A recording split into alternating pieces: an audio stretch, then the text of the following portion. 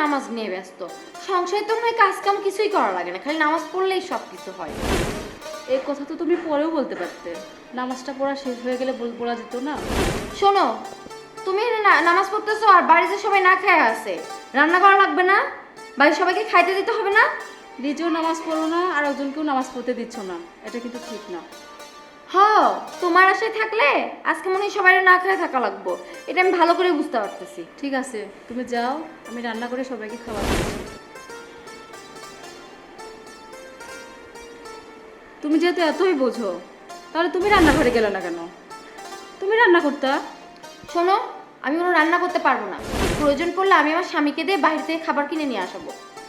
দেখো, আমিও এই বাড়ির বউ, তুমিও এই বাড়ির বউ। আমি যদি রান্না করতে পারি, তুমি কেন পারবে না?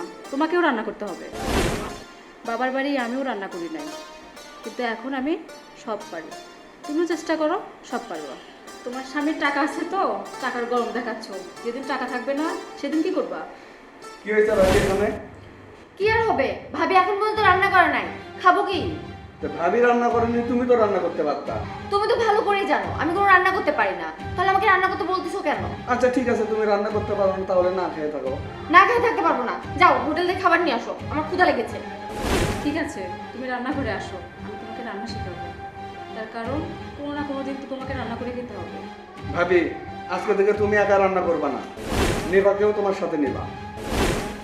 আমি বলছি না আমি কোনো রান্না বান্না করতে পারবো না, আমি রান্না বান্না করতে পারি না, আমার খাওয়ার শখ মিটে গেছে, তোমরা রান্না করে তোমরাই খাও।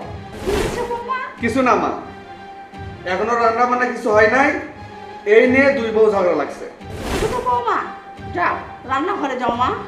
আমি রান্নাঘরে যেতে পারবো না মা, আপনি তো জানেন রান্নাঘরে গেলে আমার অ্যালার্জি শুরু হয়। বৌমা, সবসময় তো বড় বৌমা রান্না বান্না করে, তুমি তো করো না কেন? যাও তুমি রান্নাঘরে যাও, আজ থেকে তুমিও রান্না করবে। মা, আপনি কি আমার হুকুম করতেছেন?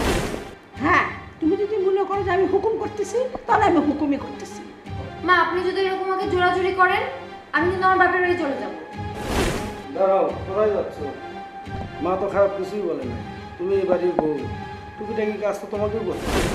বউদের উচিত সংসারের কাজ কাম গুছিয়ে রাখা। এই যে দেখো, আমার বউ 5 ওয়াক্ত নামাজ পড়ে, তারপর সংসারের সমস্ত কাজ কাম করে, পুরো সংসারটা সে গুছিয়ে রাখে। তুমি যদি ওর সাথে একসাথে মিলেমিশে কাজ কাম করো, তাহলে এই সংসারটাও ভালো থাকতেছে, এলাকার লোকজনও সুন্দর বলবে যে না, এরা মিলেমিশে একসাথে এক পরিবারে থাকে। এটা আমাদের সকলের জন্য মঙ্গল হবে। এই দেখো, গতকাল কুদ্দুসের বউ মিতু বলল যে আমার বউটা খুবই ভালো, সে 5 ওয়াক্ত নামাজ পড়ে, আর তুমি নাকি খুবই খারাপ।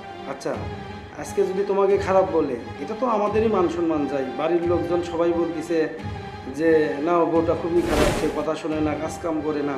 এটা কি আমাদের ফ্যামিলিগতভাবে আমরা ছোট হই না? আজকে তুমি যদি ঠিকভাবে চলতে, ওর সাথে যদি কাজ কাম করতে, আমরা কতই না ভালো একটা সুখের পরিবার হতাম। আমি মাঝে মাঝে দেখি তুমি মার সাথেও খারাপ আচরণ করো, এটা কি ঠিক? সে একজন অসুস্থ মানুষ, তুমি তার পাশে থাকবা, তার সেবা করবা, মাঝে মাঝে তার প্রয়োজনে হাত পা টিপা দিবা। থাক, ওরে আর কিছু বলো না, আমি রান্নাঘরে নিয়ে যাচ্ছি, আমি ওকে রান্না শেখাচ্ছি। তুমি শিখাতে চাইলে কি হবে? ও কি শিখবে? হ্যাঁ, শিখবে। তাহলে যাও, একসাথে দুজন মিলে রান্না করো, আর রান্নাটাও ঠিক মতো শিখে নাও। হ্যাঁ ভাই, আমি রান্না শিখবো। ভাবি, তুমি আমাকে রান্নাঘরে নিয়ে যেয়ে রান্না শিখাও। ভাই, তোর সাথে আমার কিছু কথা আছে। আচ্ছা ভাই।